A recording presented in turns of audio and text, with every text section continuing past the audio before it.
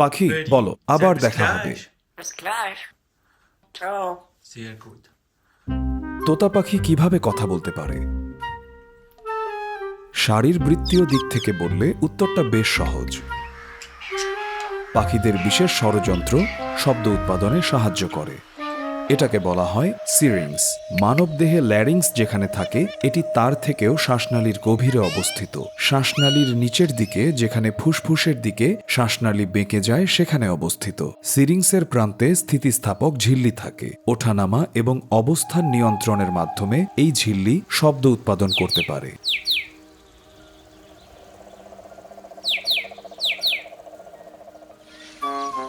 তোতা পাখির রয়েছে স্বাভাবিকের চেয়ে বড় এবং পেশিবহুল জিহ্বা। এ কারণে কণ্ঠস্বর নিয়ন্ত্রণের মাধ্যমে তারা ব্যাপক মাত্রায় শব্দ উৎপাদন করতে পারে।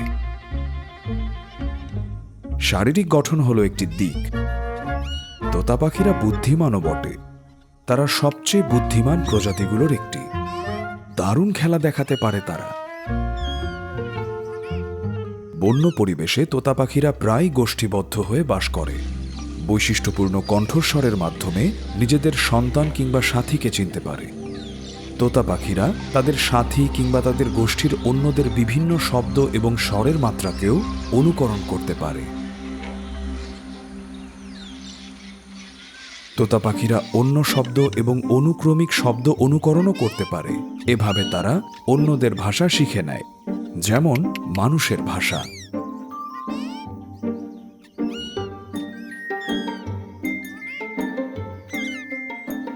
তুমি কি ঢেকুর তুলতে পারো?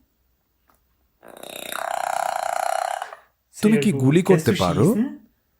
Kannst du schießen? তুমি কি কাশতে Kannst পারো? du husten? তোতা পাখিরা সারা জীবনই নতুন শব্দ শিখতে পারে, কিন্তু তার মানে এই নয় যে সবচেয়ে বৃদ্ধ তোতা পাখির শব্দ ভাণ্ডার বৃহত্তম হবে। আফ্রিকান ধূসর তোতা পাখি সবচেয়ে বাচাল। বিপুল জনপ্রিয়তার এটা একটা বড় কারণ।